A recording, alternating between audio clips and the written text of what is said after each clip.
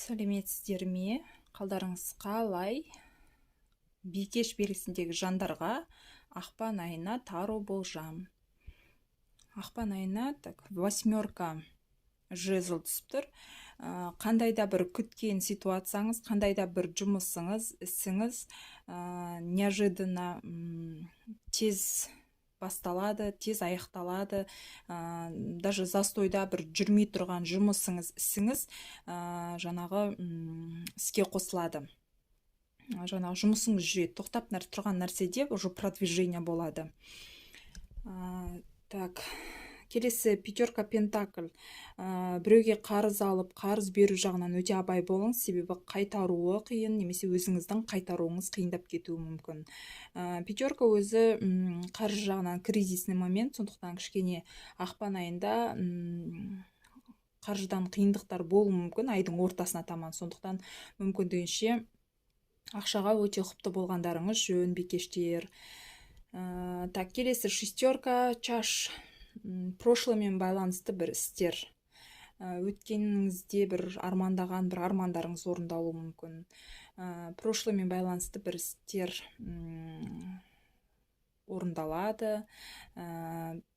Жаңағы сол бір прошлыймен байланысты істер есіңізге түседі, немесе бір жақсы жаңалық естисіз. Бауырларыңыз, жақындарыңыздан бір бағалы сыйлық алуыңыз мүмкін. Бала кезде армандаған бір сыйлығыңыз болуы мүмкін. Бала кездегі бір арманыңыз орындалуы мүмкін. Не болмаса, жаңағы әйел адамдар болса, беременность, көтеру, босанумен байланысты бір баламен байланысты өзгерістер болады.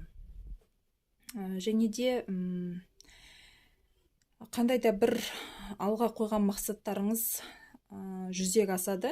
Көптен күткен, жүректеріңізде жүрген, осы бола ма, болмай ма деп жүрген өзгерістер жаңағы алдыға қарай жылжиды.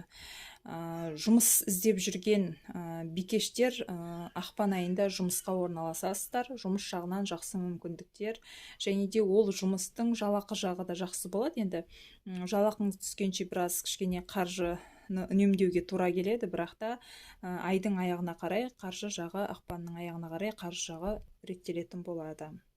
Үйге байланысты бір мәселені аяқтауыңыз мүмкін, үйге ремонт, жаңағы үйге кішігірім бір өзгерістер енгізулеріңіз мүмкін, үйдің документтері, үй алумен байланысты бір өзгерістер орын алатын болады сіздерде. Бикештер, осымен ақпан айына болжамдарыңыз аяқталды. Каналыма тіркеліп, лайк басып, комментарий жазуларыңызды